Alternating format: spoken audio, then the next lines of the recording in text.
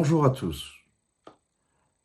À la soudaineté du confinement sanitaire fait suite la progressivité du déconfinement. Non, le déconfinement n'est pas l'image en miroir du confinement.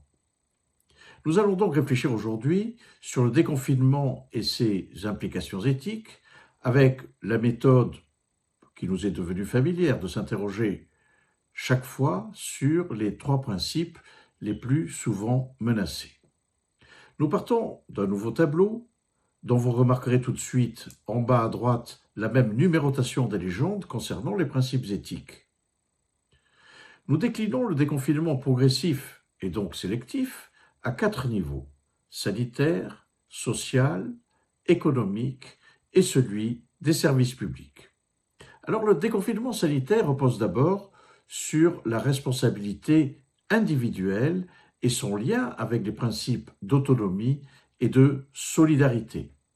Dans notre relation avec les soignants de proximité et en cas de besoin, les soignants hospitaliers, dans notre utilisation des transports en commun et peut-être même du numérique, dont les exigences feront l'objet d'une prochaine chronique.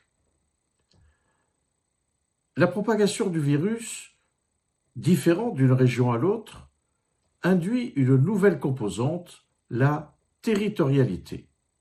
La territorialité n'est d'ailleurs pas sans lien avec les transports tels que le métro ou le TGV, dont la vitesse de déplacement et le volume de passagers intensifient la circulation du virus. Il pourrait s'agir d'un facteur déterminant de la faible prévalence du Covid-19 dans une ville comme Toulouse, quasiment privée de TGV, comparativement à Paris, et, bien qu'à un degré moindre, par rapport aux autres villes du Grand Sud-Ouest, comme Bordeaux et Montpellier, où passe le TGV.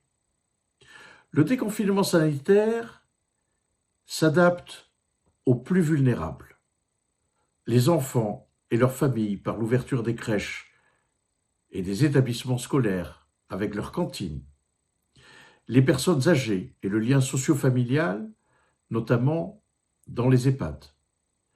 Les plus vulnérables aussi, confinés dans les centres de détention et de rétention.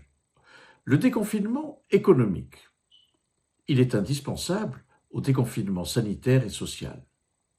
Il concerne en priorité l'entreprise, l'emploi et la responsabilité des banques et des assurances dans la reprise économique. Il s'accompagne de la qualité du déconfinement des services publics, santé, justice, services administratifs et trésorerie publique.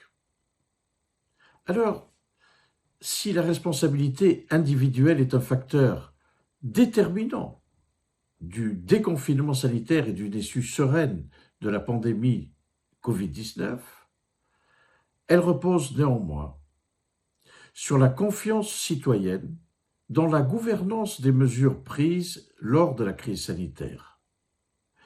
Comme vous le voyez sur la colonne de droite, la planification de la crise et ses mesures raisonnables doivent être d'abord justifiées dans la transparence en l'absence d'alternatives, proportionnées à un objectif légitime